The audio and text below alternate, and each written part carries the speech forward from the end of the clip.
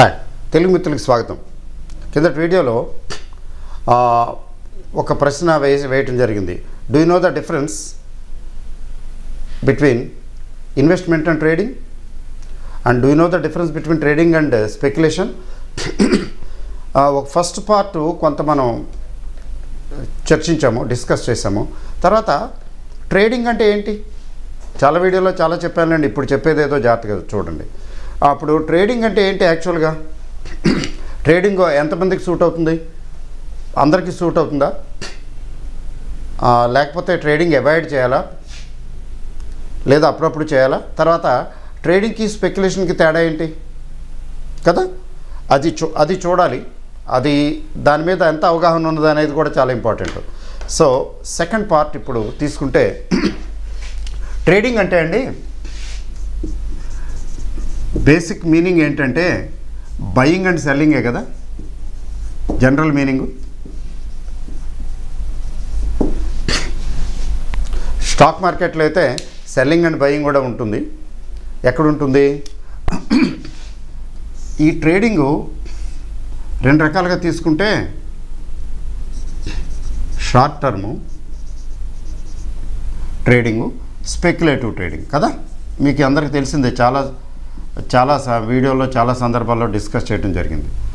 Short term trading, speculative trading. ఇప్పుడు short term trading చెప్పాను కదా ఆల్రెడీ. ఏంటండి? You by A share, delivery basis ఉంటుంది. డెలివరీ బేసిస్ ఉంటుంది అంటే కొంటాము, డెలివరీ తీసుకుంటాము, మన డిమాట్ అకౌంట్లోకి వచ్చాయి అవి, తర్వాత పెరిగాక అమ్ముతాం. ఎంతకాలంలో? 1 రోజు 2 రోజుల్లో అయిపోవచ్చు, సేమ్ డే అయిపోవచ్చు, సేమ్ డే పెరిగినా అమ్మవచ్చు. అంటే బేసిక్గా ఇంట్రాడే కోసం చేయలేదు, మనం కొనుక్కున్నాం, అనుకోకుండా బాగా పెరిగిపోతుంది, చలే ఇప్పుడు ఇంత లాభం వస్తున్నది కొట్టేస్తాను. సేమ్ డే కానీ తర్వాత కానీ, నెల రోజులకి, 2 నెలలకి, 6 నెలలకి, సంవత్సరానికి, 2 సంవత్సరాలకి, but what ever it is, 2 సంవత్సరాలు 3 సంవత్సరాలు అంటే కొంచెం లాంగ్ టర్మ్ అయిపోతున్నది. ఒక్కోసారి మనం షార్ట్ టర్మ్ కోసమని తీసుకుంటాము, అది అలా ఉండిపోతుంది. మన తప్పు ఏం కాదు, ఎవరి తప్పు కాదు, రికమెండేషన్ కూడా చేస్తుంటారు కదా. ఇది కొన్ని షార్ట్ టర్మ్కి ఏమైనా చెప్పండి అంటే షార్ట్ టర్మ్కి 2-3 చెప్తారు, అవి ఉండిపోతాయి పెర్మనెంట్గా. అది ఒకసారి సంవత్సరాల తరబడి ఉండిపోతుంది. ఇలాగ క్షీణించి తగ్గి రోజు ఏడిపిస్తుంది. దాన్ని చూసుకోవటం బాధపడటం. సో 2 సంవత్సరాలు అయిపోయింది, 40% తగ్గిపోయింది, ఇంకా ఇప్పుడు 60% ఉంది అని. అంటే లాస్ బుక్ చేసుకోలే, ఇది లేక లాస్ బుక్ చేసుకోలేదు, అది అలా పర్వతంలాగా లాస్ పెరిగిపోతున్నది. అంటే బుక్ లాస్ అనుకోండి, బుక్ చేసేంతవరకు లేదు కదా. కొంతమంది ఏం చేస్తారు, ఇది లాభం లేదు, షార్ట్ టర్మ్ అని అనుకున్నాం కానీ ఇదేమి పలకటం లేదు, ఫటాఫట్ కొట్టుపారేసి బయటకు వచ్చేస్తారు. సో ఒక్కోసారి వాళ్ళు రైటు, ఒకసారి వీళ్ళు రైటు. ఆ తర్వాత పెరిగిపోయితే అయ్యో అనవసరం తొందరపడి అమ్మేసాను నేను అనుకోవచ్చు, లేదా ఆ తర్వాత పెరగకపోతే తగ్గితే చాలా హ్యాపీగా ఫీల్ అవ్వచ్చు, ఒక లక్కీగా నేను బయటపడిపోయాను, లేకపోతే ఏమైపోయేది ఇదని.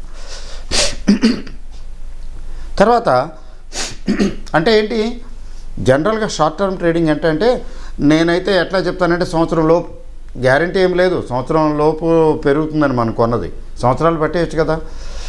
సో మనం కొన్నది షార్ట్ పీరియడ్ కోసం, ఫ్యూ వీక్సో, ఫ్యూ మంత్సో, ఫ్యూ డేసో పెట్టుకుని ఫటాఫట్ అమ్మేసి ప్రాఫిట్స్ తీసుకోవడం కోసం మనం చేస్తాం షార్ట్ టర్మ్. అలా కాకుండా కొన్ని పడేస్తాను, పెరుగుతుంది, డివిడెండ్లు అవి తీసుకుంటూ ఉంటాను, అది లాంగ్ రన్లో బాగుంటుంది, ప్రస్తుతం ఎలా ఉన్నా కానీ గ్రోత్ షేరు లేకపోతే వాల్యూ పిక్కు ఏదో ఉంటుంది, ఎక్కడికి పోతుంది అని చెప్పి అనుకోవటం లాంగ్ టర్మ్. బట్ ఇన్వెస్ట్ చేసే వాళ్ళకి, అదే షేర్లలో పెట్టుబడి మదుపు పెట్టే వాళ్ళకి ఈ విషయం తెలియాలి క్లియర్గా. నేను ఇది షార్ట్ టర్మ్ అనుకుంటున్నానా, లాంగ్ టర్మ్ అనుకుంటున్నానా? నేను ఎందుకు చెప్తున్నానంటే, మీరు లాంగ్ టర్మ్ అనుకున్నారనుకోండి పర్వాలేదు అని, లాంగ్ టర్మ్ కోసం అని అనుకున్నారనుకోండి ఇబ్బంది లేదండి, you don't need much skill. అయితే లాంగ్ టర్మ్ అనుకునేటప్పుడు 2 విషయాలు చాలా జాగ్రత్తగా గమనించండి. అంటే మీకు తెలుసో లేదో మిమ్మల్ని మీరు ప్రశ్నించుకోండి. అప్పుడు ఇవన్నీ ఓకే అయితే మీరు నష్టపోరు. అందుకే ఈ సిరీస్ నేను స్టార్ట్ చేసింది. చూస్తాను, ఒంట్లో ఒప్పుకున్నంత వరకు చెప్తూనే ఉంటాను. ఏంటంటే మీరు లాంగ్ టర్మ్ అనుకున్నారనుకోండి, ట్రేడింగు షార్ట్ టర్మ్ అయితే ఇబ్బంది లేదు. లాంగ్ టర్మ్ అనుకుంటే 2 విషయాలు విధిగా మీకు తెలియాలి. పెద్ద నాలెడ్జ్, పెద్ద స్కిల్ అక్కర్లేదు. ఏంటి తెలియాలంటే, ఒకటి షేర్ తాలూకు ఫండమెంటల్స్, స్థితిగతులు తెలియాలి. ఈ షేరుకి ఎంత స్ట్రెంగ్త్ ఉంది, లంబే రేస్ కా ఘోడా అంటే లాంగ్ రేస్ హార్సా, ఇది లాంగ్ రన్లో బాగుంటుందా, ఇబ్బంది ఉండదు కదా, వదిలేస్తే మర్చిపోతే కూడా ఇబ్బంది ఉండదు కదా, అట్లా ఇబ్బంది ఉండదు కదా అని తెలియటానికి దాని ఫండమెంటల్స్ అంటే మీకు బేసిక్ ఐడియా కావాలి. ఫండమెంటల్స్ గురించి ఐడియా కావాలి. అంటే ఫండమెంటల్స్ తెలుసుకోకుండా, లేకపోతే ఎవరో చెప్తే, ఎక్కడో రికమెండ్ చేస్తే, లేకపోతే న్యూస్ పేపర్లో ఎక్కడో చెప్తుంటారు కదా బై అని, today's pic, this week pic. ఎందుకంటే టు అట్రాక్ట్ పీపుల్, వెబ్సైట్లు, బ్రోకర్స్, వీళ్ళు బ్రోకరేజ్ ఫర్మ్స్ అన్నీ ఏవో చెప్పేస్తుంటారు. అవి అవుతాయండి, అయినే అవుతాయి, అవనవో. అట్లా కాదు. Not based on recommendations. ఎవరో రికమెండ్ చేయనివ్వండి, కానీ మీకంటూ మీకు ఒక ఐడియా ఉండాలి. అంటే ఇదేంటి ఫండమెంటల్గా, ఇదేంటి సింపుల్గా చెప్తున్నాను. సింపుల్గా పెద్ద నాలెడ్జ్ కూడా అక్కర్లేదండి. చాలామంది అలా అనుకుంటారు. ఇది ఎంతకాలం నుంచి ఉంది, దీని మేనేజ్మెంట్ ఏంటి తెలిస్తే, వీలైతే చదివి తెలుసుకుంటే మంచిది. తెలిసిన మేనేజ్మెంట్ అనుకోండి, టాటాలు, బిర్లాలు ఆ టైప్ అనుకోండి, కొంచెం ధైర్యం ఎక్కువ. అది. రెండోది, is it profit making, is it dividend paying, is it లో డెట్ కంపెనీ. ఏం అక్కర్లేదండి, పెద్ద ఏం అక్కర్లా. ప్రాఫిట్ మేకింగు, డివిడెండ్ పేయింగు, తక్కువ అప్పు ఉన్నదా, కొంచెం సేఫ్. తర్వాత ఇప్పుడు ఈ ప్రైస్ దగ్గర, సెకండ్, ఈ ప్రైస్ దగ్గర కొనొచ్చా, దీని హిస్టారికల్గా ఏ ప్రైస్ల దగ్గర ఎంత, దీని పిఈ ఎంత ఉంది, ఎంత హై పిఈల దగ్గర ఉండేది ఇది, ఇప్పుడు ఈ పిఈ ఈ ప్రైస్ దగ్గర వర్తా లేకపోతే వెయిట్ చేయాలా. ఒక ఆయన అయితే, ఆయన పేరు గుర్తు రావటం లేదు, ఇండియానే, చాలా క్లియర్గా చెప్తాడు. ఐడెంటిఫై చేస్తాను నేను షేరు, ఐడెంటిఫై చేసిన తర్వాత నేను వెయిట్ చేస్తాను టిల్ ఇట్ కమ్స్ డౌన్. ఎక్కడో చోట కరెక్షన్ వస్తుంది, వచ్చినప్పుడే చూస్తాను దాని సంగతి. పేషెంట్గా చూస్తాను, ఐడెంటిఫై చేసిన తర్వాత అది కొంచెం కరెక్షన్ వస్తే తప్ప నేను ఎంటర్ అవును అంటాడు. ఏదో బ్యాడ్ న్యూస్ వచ్చి, లేకపోతే డిహెచ్ఎఫ్ఎల్ లాగే ఏదో అయ్యి పడిపోయే షేర్ల గురించి కాదు. జనరల్గా ప్రతి షేర్కి ఎక్కడో చోట పైకి కిందకి ఉంటుంది. ఈ వాలటైలిటీ ఖచ్చితంగా ఉంటుంది ప్రతి షేర్కి. గొప్ప షేర్కి ఉంటుంది, అలా గొప్పగా కాన్ షేర్కి ఉంటుంది. ఏదైనా షేరు 6 నెలలు, సంవత్సరం లగాతార్ పెరిగినా కూడా ఏదో ఒక స్టేజ్లో ఎక్కడో స్టెబిలైజ్ అవుతుంది, లేకపోతే అక్కడి నుంచి లెర్నింగ్ కర్వ్ పడిపోతుంది. అది అట్లా అన్నమాట. లేకపోతే కొన్న అంటాడు. సో మీకు ఇది కావాలి, ఫండమెంటల్స్, కంపెనీ తాలూకు స్ట్రెంగ్త్ మీద ఒక అవగాహన ఉండాలి. అంతేగాని ఎవరో చెప్పిన దాని బేస్ మీద కాదు, మీకు ఉండాలి, మీరు స్టడీ చేయగలగాలి. రెండోది ఏం చెప్పాను, అది వేచి ఉండాలి. అప్పుడున్న పరిస్థితులను బట్టి చూసి, అవసరమైతే, లేదు కొంచెం బాగా అంతా మార్కెట్ అంతా గొడవ పెట్టేస్తున్నారు, తగ్గింది, ఈ పర్టికులర్ షేరు బాగా తగ్గింది, లేదా రీజనబ్లీ తక్కువకి వచ్చింది, ఇంతకన్నా ఏముందిలే అనుకున్నప్పుడు ఎంటర్ అవ్వచ్చు. కానీ ఆ ఎంటర్ అయ్యేది కూడానండి, వీలైతే 2-3 ఇన్స్టాల్మెంట్లు ప్లాన్ చేసుకుని ఎంటర్ అవ్వాలి. ఒకేసారి కొనేయటం కాదు. నేను ₹1,00,000 పెడదాం అనుకుంటున్నాను, ₹1,00,000 కొనేస్తాను అనుకుంటా. ₹1,00,000 2-3 సార్లుగా, 2 50,000 గాను, 2 35,000, 3 35,000 గాను పెడితే బాగుంటుంది కదా. అట్లా అదొకటి కావాలి, లాంగ్ టర్మ్ ఇన్వెస్ట్మెంట్, ఇంకేం అక్కర్లా. అయితే ఇక్కడ డెలివరీ ట్రేడింగ్కి అయితే ఏంటంటే, డెలివరీ బేసిస్ తీసుకున్నప్పుడు ఒక్కోసారి 3 నెలల కోసం, 2 నెలల కోసం, ఇప్పుడు నా దగ్గర ఉన్నాయి డబ్బులు ఖాళీగా పడున్నాయి, ఫిక్స్డ్ డిపాజిట్ బ్యాంకులో అయితే ఏమొస్తుంది, 4% ఇస్తాడు, ఏదైనా ఇక్కడ తగిలితే వారానికే 10% వచ్చేస్తుంది కదా అనుకుని చేస్తాము. నేను చేస్తున్నాను ఒకప్పుడు, అందుకునిచ్చి చెప్తున్నా. చేసి తీరా అది పేలదు, కిందకి వెళ్ళిపోతుంటుంది. మన డబ్బులు బ్లాకు అయిపోతాయి. ఒక్కోసారి ఏమవుతుందంటే, డబ్బులు అవసరమయ్యి లాస్ బుక్ చేసి బయటికి రావటం. ఎందుకు వచ్చిన బాధ, 50,000 పెట్టుకుని 40,000 తీసుకోవటం, అదేదో బ్యాంకులోనే పడి ఉంటే బాగుండేది కదా. అంటే మనం ఏమీ ఎక్స్పెక్ట్ చేస్తున్నామంటే ఇది పెరుగుతుంది అనుకున్నాం, పెరగదు. అయితే అంటే ఇట్లా ట్రేడింగ్ చేసే వాళ్ళకి కూడా, షార్ట్ టర్మ్ ట్రేడింగ్లో కూడా ఇబ్బందులు ఎక్కువ కానీ లాభాలు తక్కువ. అంటే ఏంటంటే ఎట్లా అంటే, షార్ట్ టర్మ్ కోసం ట్రై చేసి ఇక వీలు పడక లాంగ్ టర్మ్ అనేసి పడేయటం. ఇది లాంగ్ టర్మ్ వదిలేస్తానులే అని అందరినీ ఏదో అంటారు కదా, అది అయితే గబుక్కుని తీసేద్దాం అనుకుంటాం, తీసుకోలేక చేస్తాము. బట్ ఇక్కడ ఈ ట్రేడింగ్ చేయడానికి మీ దగ్గర హై స్కిల్ కావాలి. లాంగ్ టర్మ్ ఇన్వెస్టర్కి అంత స్కిల్ అక్కర్లా, కానీ ఇక్కడ ట్రేడింగ్ చేయాలనుకుంటే ఇట్లా చేసే ఉద్దేశం ఉంటే చేస్తే హై స్కిల్ కావాలి. గట్టిగా సంవత్సరాల తరబడి మీకు అనుభవం ఉండాలి. అనుభవం ఎందుకని అంటే ఊరికే సంవత్సరాల తరబడి ఇన్వెస్ట్ చేయడం కాదు, ప్యాసివ్గా కొంచెం నాలెడ్జ్ కూడా గెయిన్ చేయాలి. మీకు స్కిల్ కావాలి. ఎందుకు స్కిల్ కావాలి? ఇది అవసరమైతే ఇది లాభం లేదు, ఏం లాభం లేదురా బాబు, కొంచెం ఇబ్బందిగా ఉంది ఇది అని అవసరమైతే తొందరగా బయటికి రావటం తెలియాలి, లాస్ బుక్ చేసుకుని. లేదా దాన్ని అది హెడ్జబుల్ షేర్ అయితే, అన్ని షేర్లని హెడ్జింగ్ చేయడానికి అవ్వదు. హెడ్జబుల్ షేర్ అయితే హెడ్జింగ్ చేయటం తెలియాలి, లేకపోతే గోవిందా గోవిందా గోవిందా గోవిందా. ఎందుకంటే మీకు చెప్తాను చూడండి, జస్ట్ చెప్తాను ఒక ఐడియా. మొన్న ఆ మధ్యన హిందుస్థాన్ జింకు మీకు తెలిసిందే కదా అందరికీ, బ్రహ్మాండమైన డివిడెండ్ ఇచ్చింది.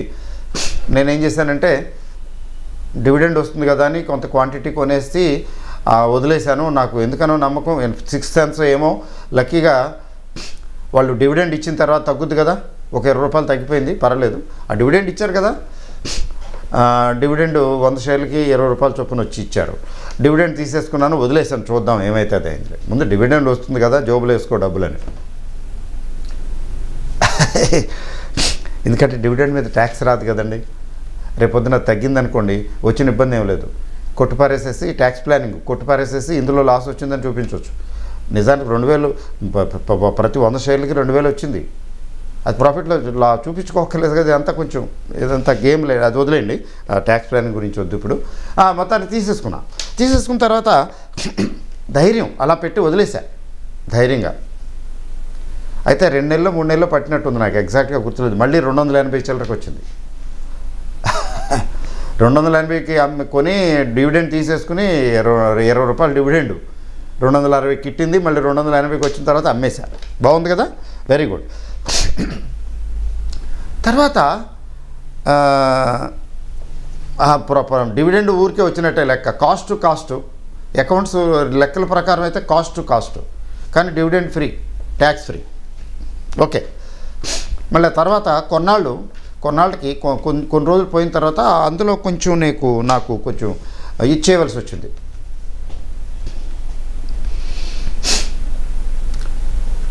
చేయవలసి వస్తే ఒక 500 షేర్లు హిందుస్థాన్ జింక్ కొన్నాను. అంటే ఇదంతా డెరివేటివ్స్ గేమ్లేండి. నాకు కొంచెం హెడ్జింగ్ కోసం క్యాష్లో కొనేసాను 500 షేర్లు. పెరుగుతా పోతా ఉంది, కొంచెం హెడ్జింగ్కి అవసరం అనిపించింది. సేఫ్ సైడ్ ఏం చేశానంటే 500 హిందుస్థాన్ జింక్ కొన్నా. ఎంత 1,80,000 ఎంత ఏందో తెలియదులేండి. సరే, ఏమైంది, నా పని అయింది, ఏదో చేసుకున్నాను, అవి ఉండిపోయినాయి. షార్ట్ టర్మ్ కోసమనే, నేనేం పెద్ద లాంగ్ టర్మ్కి అంత క్వాంటిటీ పెట్టను, లక్షలు పెట్టను ఏ ఇండివిజువల్ షేర్ మీద కూడా. లాంగ్ టర్మ్ ఇన్వెస్ట్మెంట్ అయితే అది అలా ఉండిపోతుంది. షార్ట్ టర్మ్ కదా, మీకు షార్ట్ టర్మ్ గురించి జస్ట్ చెప్తున్నాను. అది 280, తర్వాత నా పని అయిపోయింది, తర్వాత అది ఉండిపోయింది. అది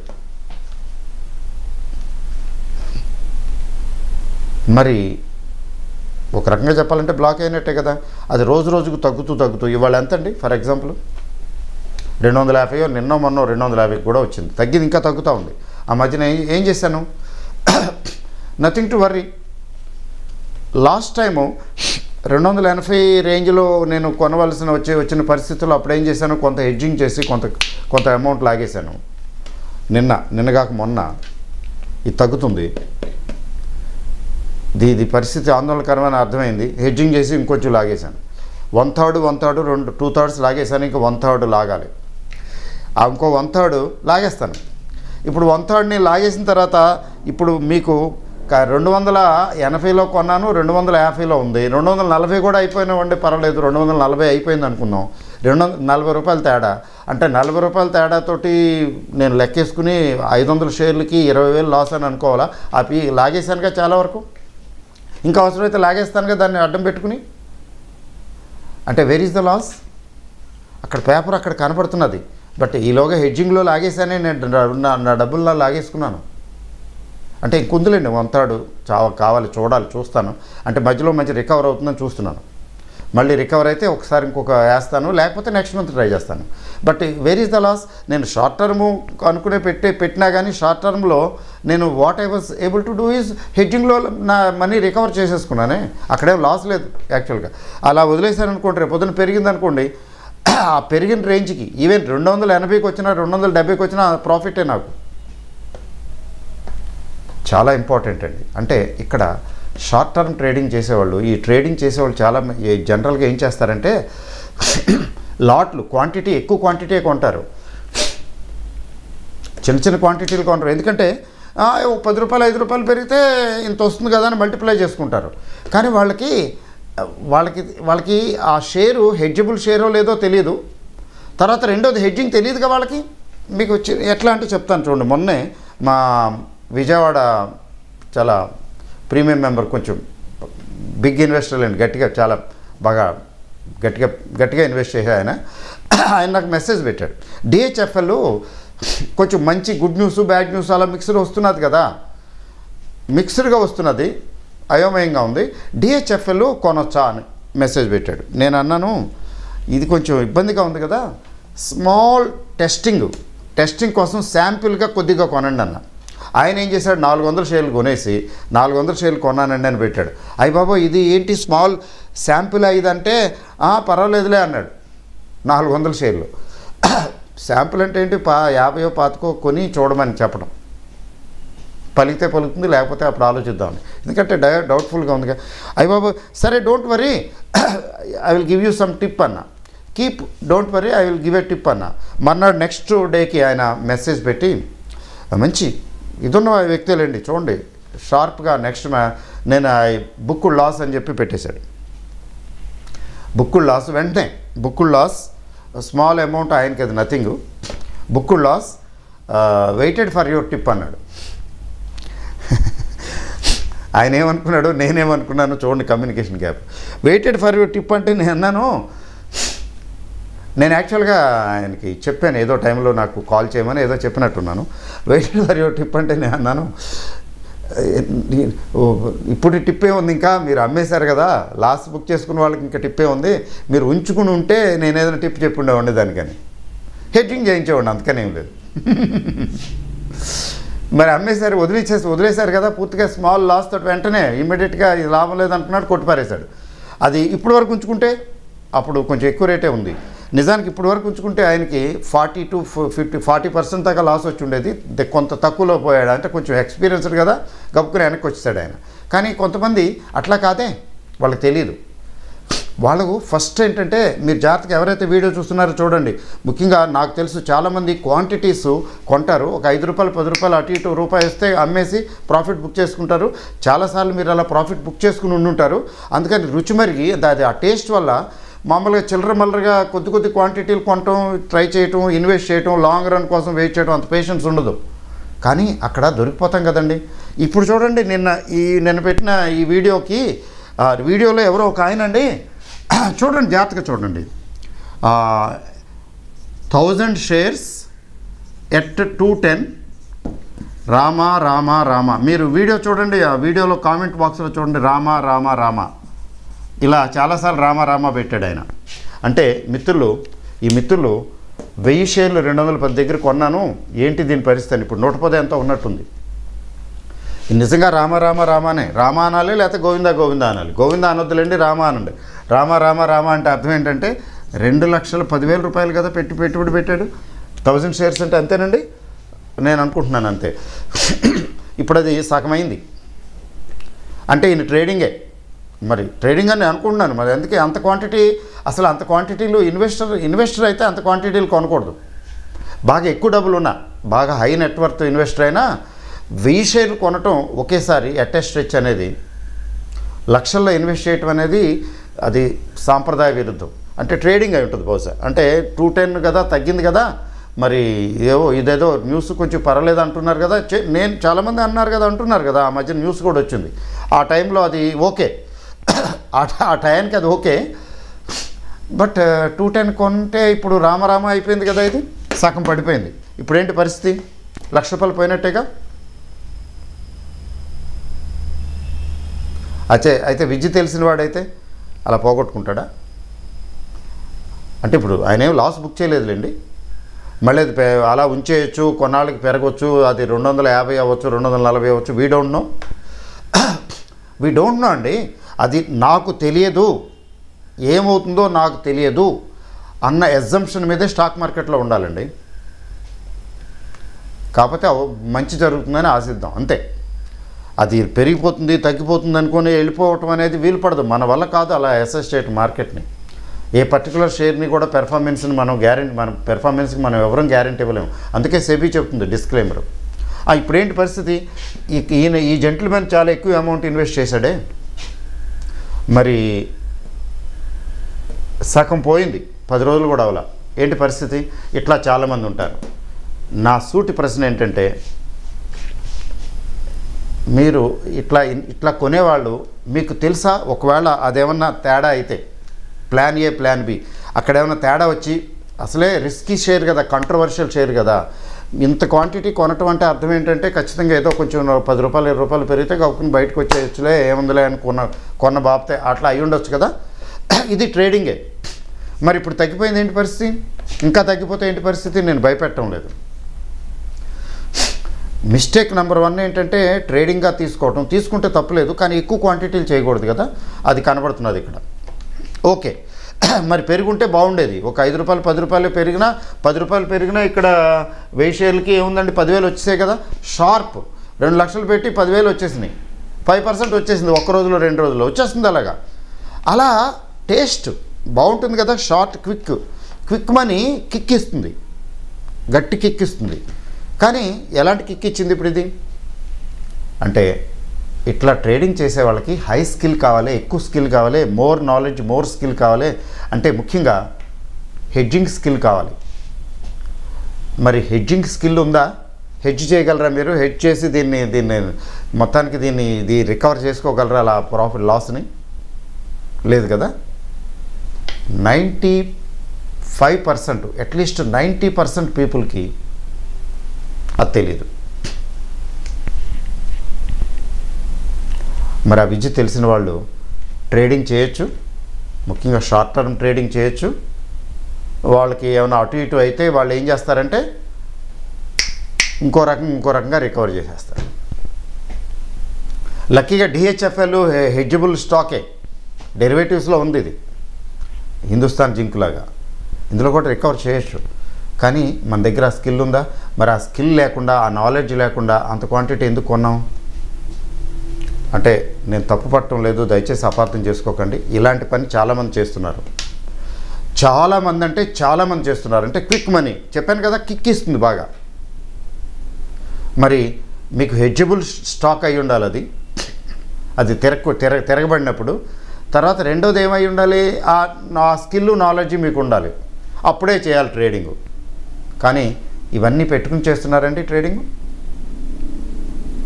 సో నేను అనేది ఏంటంటే ఎక్స్ట్రా కవచాలు కావాలి ఈ ట్రేడింగ్కి.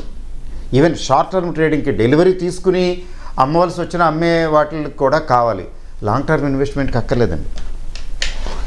Once we believe that it is okay, let me see. అది చిన్న అమౌంట్లు జాగ్రత్తగా ఇన్స్టాల్మెంట్లో పెట్టుకుంటే వెళ్ళాలి కదా. లాంగ్ టర్మ్ ఇన్వెస్ట్మెంట్ అలా చేయాలి జనరల్గా. తర్వాత మంచి ప్రైస్ అనుకున్నప్పుడు ఎంటర్ అవ్వాలి. తొందరపడాల్సింది ఏం లేదు. లాంగ్ టర్మ్ ఇన్వెస్ట్మెంట్కి తొందరపెట్టడం ఎందుకు? షార్ట్ టర్మ్ క్విక్ మనీకి అయితే తొందరపడాలి. అమ్మో ఇప్పుడు కొనకపోతే ఏమైపోద్దో, పెరిగిపోద్దేమో. అది ఇక్కడ కాదు కదా. సో మీకు అర్థమైందండి వై పీపుల్ లూజ్ మనీ.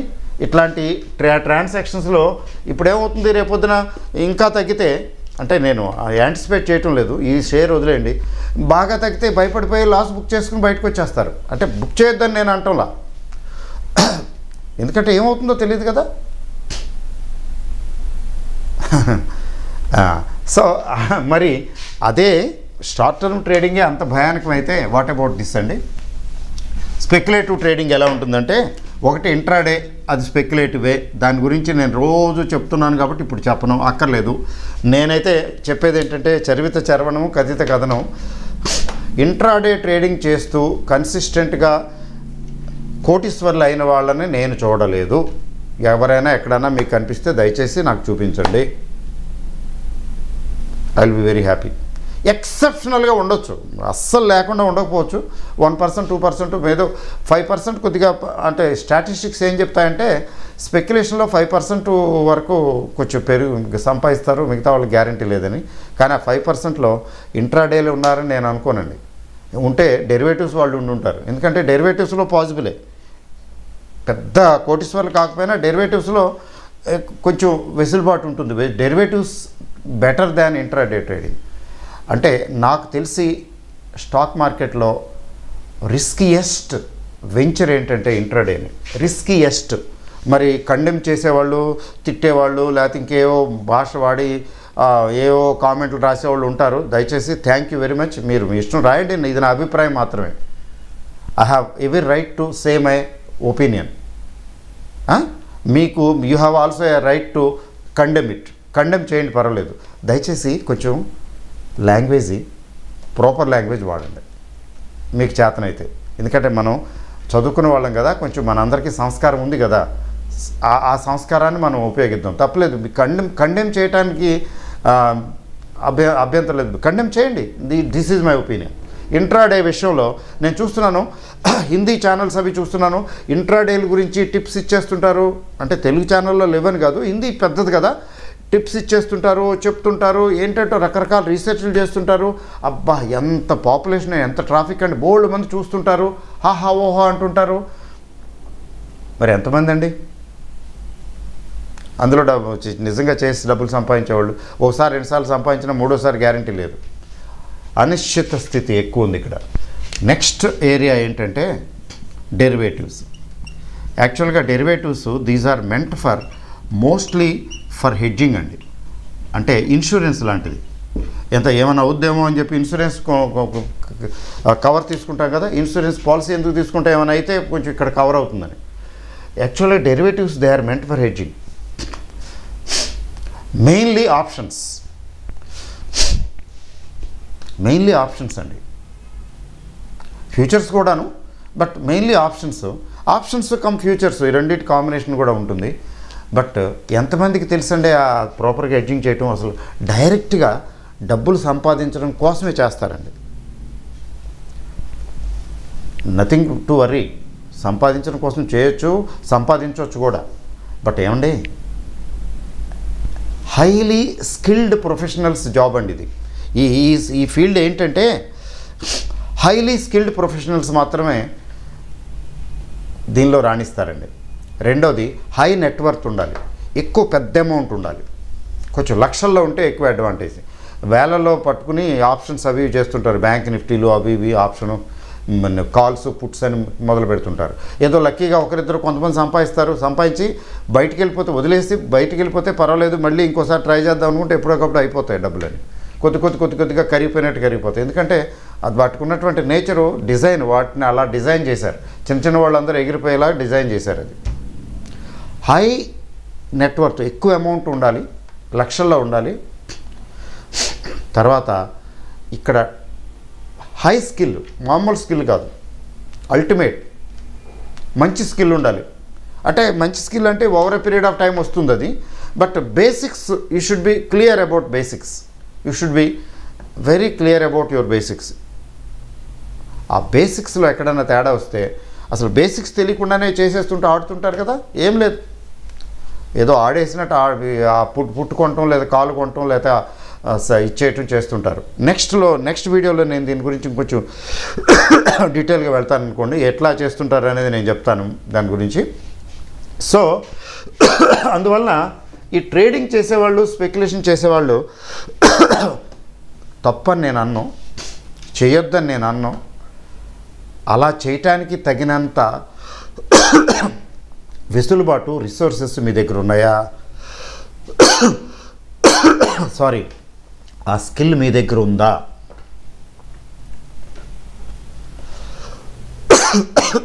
లేకపోతే దిగకండి, చేయకండి.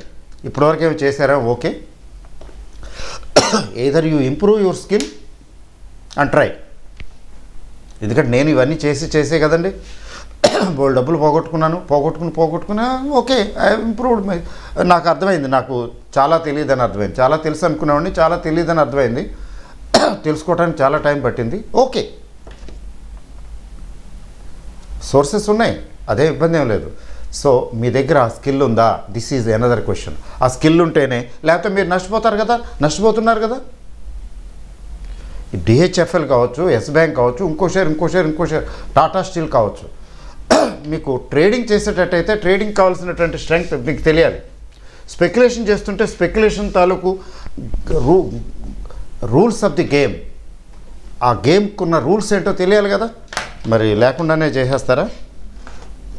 చేసేస్తే ఏమవుతున్నది ఇప్పుడు? Why people are losing? ఏదైతే చేస్తున్నారో దానికి సరిపడా ఆ గేమ్ తాలూకు రూల్స్ మనకు తెలియాలి కదా. తెలియకుండానే చేసేస్తామా? తెలియకుండానే చేసేస్తున్నాం కాబట్టి చేతులు కాల్చుకుంటున్నాం. ఓకే అండి. సో నెక్స్ట్ వీడియోలో, నెక్స్ట్ వీక్లో అండి, అంత వెంటనే అవ్వదు కానీ I will continue. Thank you very much.